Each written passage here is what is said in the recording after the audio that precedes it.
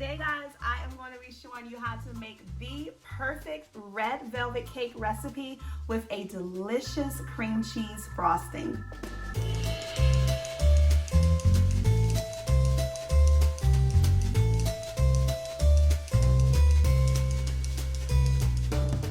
Welcome back to my kitchen and welcome to Bakemas.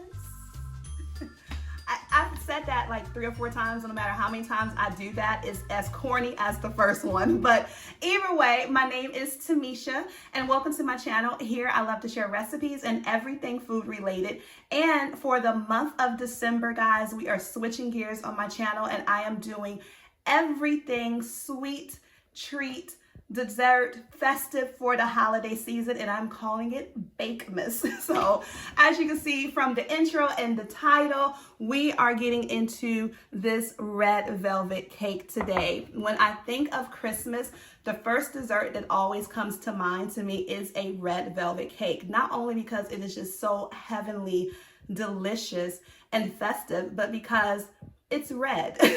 It's red, so it's the perfect cake for the holiday season and to put on your holiday table. And I'm gonna jump right into this.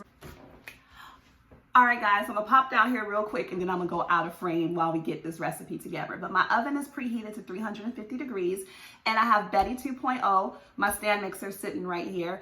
I'm using the stand mixer just for time for the video, but if you have a hand mixer, it's fine. If you have a whisk, that's fine. If you have a spoon like I used making cakes with my grandmama, that's fine too. Okay, so let's jump right into this recipe. I am gonna pop the recipe in the description box down below, and I'll try to also put it up on the screen as we're going as well. So to start off with, all of my ingredients are room temperature. That is very important when you're bringing a cake together. You do want to make sure that all of your ingredients have had at least a half an hour to 45 minutes to sit out on your counter. So what I'm using today is the Crisco shortening sticks. This is the butter flavor one. This is what it looks like, and I'm using 2/3 cup. So the reason why I like to use this is because I feel like it actually allows my red velvet to be a nice, bright, vibrant red. If you've had red velvet before, sometimes you can notice that it actually gets like a brownish color because there is cocoa powder in the recipe, but as you bake, the red is kind of dark, and I like that nice bright red, especially for the holidays. So I'm going to use the Crisco. And I'm also going to come back here and grab my sugar because we want to cream our sugar and our shortening together. So for the sugar, I'm going to be using 1.5 cups of sugar. I'm going to get that into our mixer as well. And like I said, this cake is really good. It's not overly sweet. It's just the right amount of sweetness and tang. Oh my God, it's so heavenly. It's so heavenly. I love a good red velvet. Okay, so we want to go ahead and start off by creaming the sugar and the shortening together.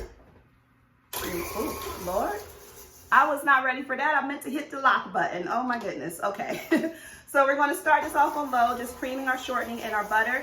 And then also, as that creams, we're going to add in 2 eggs. The eggs are at room temperature also. So let me get this creamed and we'll come back and add our eggs to it. All right, so as you can see, our shortening and our sugar is nice and creamed together. So what we're going to do now is add in our eggs, and we're just going to beat those in one at a time. And you just want to cream the sugar until it's dissolved well into your shortening. It's all about texture for this red velvet cake. So you want to take your time with every step and make sure that everything is incorporated all the way through. Okay, so we're going to add in our second egg.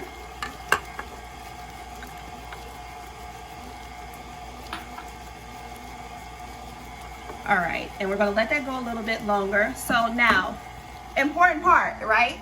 red velvet. So I'm just going to be using 2 ounces of red food coloring. Also, the beautiful thing about a red velvet cake is it doesn't actually have to be red. Because of the holiday season, you can make it green. I've seen blue velvet cakes, which are gorgeous with a nice cream cheese frosting, but you do it whatever way you want to do it. I'm just sticking with the traditional red today. And we're going to go ahead and get this into our batter as well. All right, so look how beautiful and red that is. So what you want to do is you want to take your spoon or spatula and just kind of wipe down the sides of your bowl, because you want to make sure everything is incorporated before we start mixing again and adding everything else. So next up, which some people might find surprising, oh, I got some on my hand. Some people might find surprising, but an important ingredient into the red velvet cake recipe is going to actually be cocoa powder. Not a lot. There's several different recipes out. Some call for a larger amount of cocoa. I actually prefer not to use too much cocoa. So what I am going to be using is 1.5 teaspoons.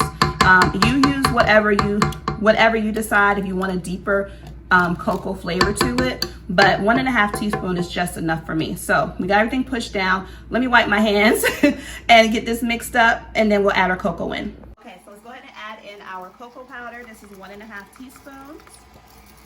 I'm going to get that incorporated. Also right here, I have 1 teaspoon of salt. And then for the vanilla. So I am heavy on vanilla, guys. Standard, you can use about maybe 1 tablespoon. I go a little bit heavy. I like a lot of vanilla. I always have whenever I bake. So I'm going to use 2 teaspoons of vanilla. And I'm surprised I actually measured it, because normally I just pour. All right, so this is looking good. So next up, we need to work on our dry ingredients. So let me go ahead and grab a bowl so we can start sifting our flour. All right, so it's time to actually start sifting our flour. Remember, I said red velvet is all about that beautiful, heavenly texture. So we want to make sure that our flour is sifted. We don't want a bunch of clunks in our flour. So what I like to do is just get my bowl, get a sifter, and we're just going to measure our flour out into our sifter, and it's going to be 2.5 cups. I'm using regular all-purpose flour. You can use a cake flour if you want. I've seen few recipes like that as well. I've never used a cake flour, but I know it does make a difference in the cake texture. You can definitely do that. Another way to make your own cake flour is just to add a little bit of cornstarch. Take away some of the flour and add some cornstarch. But we're going with good old all-purpose today. So 2.5 cups of all-purpose flour. And then what I like to do is just give it a good little shake into the bowl, just to get all of the clumps out and make sure that our flour is nice and smooth and ready to go into our batter, just like that. Okay, so now it is time to put everything together. We have our shortening with our eggs and our sugar and everything. So now what we're going to do is we're going to start putting in our flour as well as our buttermilk. This is super important, guys. You need buttermilk for your red velvet cake. This is what I think does it for me. Okay, so the way to incorporate this, we're going to add a little bit of flour, a little bit of buttermilk, back to the flour, and then finish it off with the buttermilk. So let me go ahead and start doing this. I'm gonna try to do it in a way where I'm not blocking y'all on the camera. So we'll just start off with half of our flour. Hopefully y'all can see that. Okay. And let me go ahead and get my mixer going, and we'll start incorporating everything in with each other.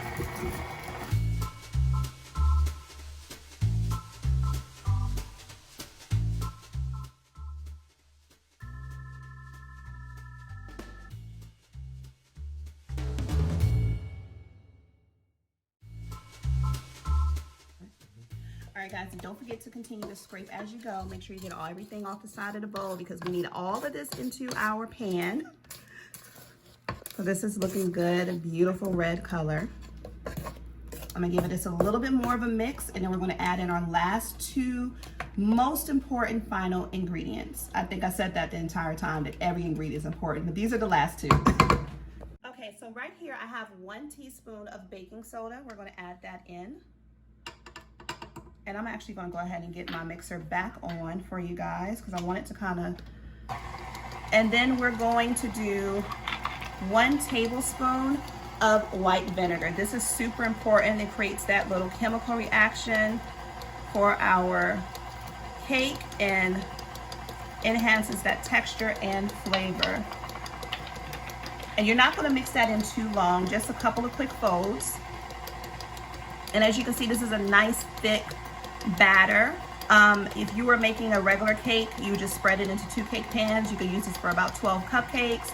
But like I said, today we're going to use it for our Bundt pan. So this is perfect. This looks good. So what I'm going to do now is I am just using this old Nordic ware Bundt pan that I've had forever, and I'm just going to give it a good spray with my baking cake release. Use whatever you have. I just found this on sale, so this is the only reason why I'm using it. But use whatever you have, or you can just do a traditional flour and oil on your pan as well. But this works well. I don't ever have any issues with my cake sticking with this.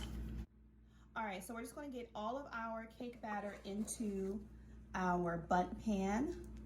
And like I said, this is a thick batter, but it will spread. You're just going to kind of shake your pan down to get it all even in here. And usually for my Bundt pan, when I bake this cake, it takes about 35 minutes, but I would say set your timer for about 28 to 30 minutes and just check on it. You want to make sure that it is, if you stick a toothpick through it, it comes out clean. That's what you're looking for. Okay, so I'm just giving it a good little shake. Make sure everything is in there even. Tap it down. It's going to all come together too once the heat hits it, but this is good. You just want to make sure it's settled. And this is it. We're going to pop this in the oven for about 30 minutes. I'll come back and let you know if I cooked it a little bit longer.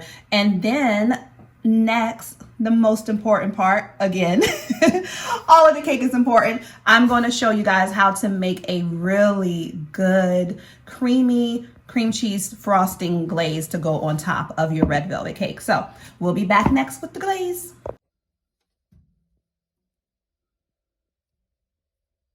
All right, guys, so our red velvet cake is out of the oven. I just have it on my plate and it's cooling, but look how beautiful and red that is. Oh my goodness.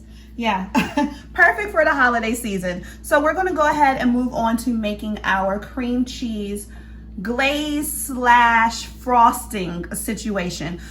So what we're gonna do, I have, this is a block of cream cheese, it's 8 ounces. I'm only gonna use half of it. Now, if you were frosting an entire cake and you would need more, then you can use the entire block. But I just like to just get a little bit of glaze on the top. I don't really need a lot, so half a block is good. And I'm gonna go ahead and get my mixer going because I want to kind of loosen up the cream cheese a little bit more. And so to our cream cheese, what I have right here, this is my powdered sugar, and I have a half a cup. So I'm just gonna add that in also without making a mess. Y'all know how it goes over here. Okay, so we're going to cream this until all of our powdered sugar is incorporated with our cream cheese.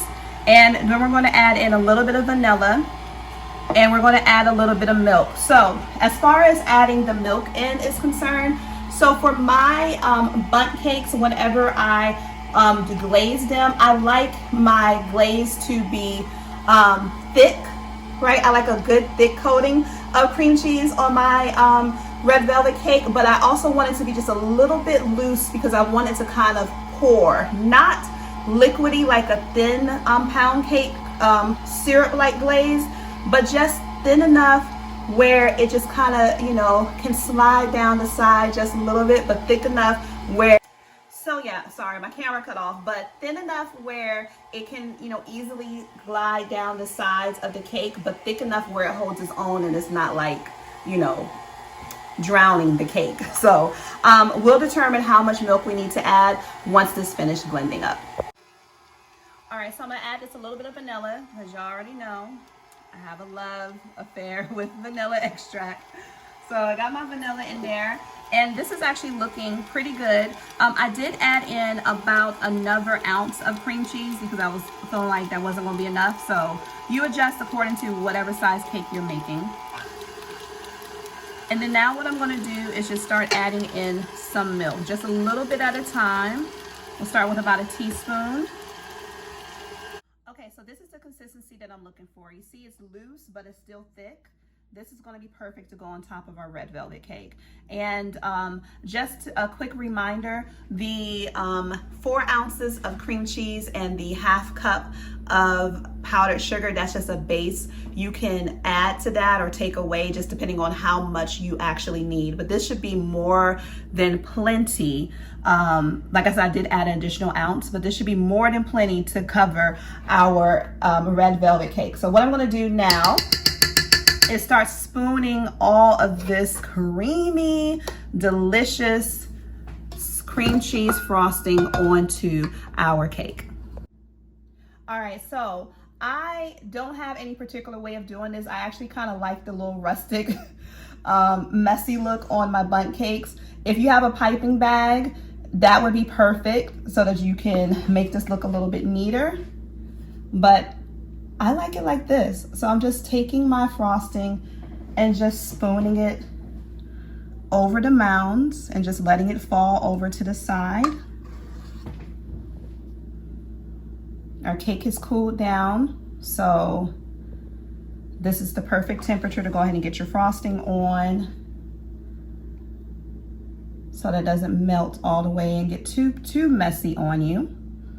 But you see why I like it loose, because it just kind of falls. And I know like this is probably making some cake decorators cringe, but you make your cake the way that you like it. And I just like mine to just have this thick frosting look on it.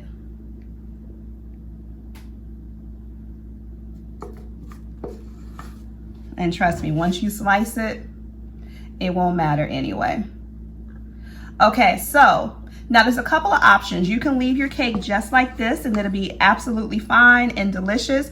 I know that some people actually like to put some of the crumb from the cake onto the top, which is a very, very beautiful look as well. So like if you were going to do that with this bundt cake, you would just take some of the crumb off of the bottom of the cake before you flip it over and save it to sprinkle on the top, or you can put some of the batter into a cupcake pan so that you can crumble that up. But I am going to be using pecans. I love pecans on my red velvet cake. So what I'm going to do is get this a small handful of the pecans out, give them a good chop, and just sprinkle them on the top. So let me put this up and we'll do that.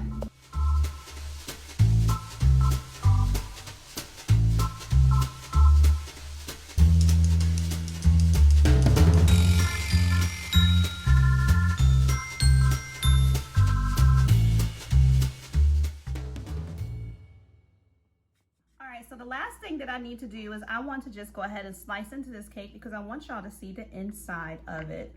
That's the last thing we need to do. And then I'm going to chill and enjoy this slice. So let me just go ahead and get this for you so you can see. Look at that. Y'all see that? Look at that color. Now that is a beautiful red velvet cake. I know it's not the best presentation, but guys, trust me, trust me, when you eat it, it would not eat. Guys, give this recipe a try. I definitely would love to hear from you. I hope that you enjoyed today's episode of Bakemas for our red velvet bundt cake with a delicious cream cheese frosting. As always, comment down below, let me know what you think.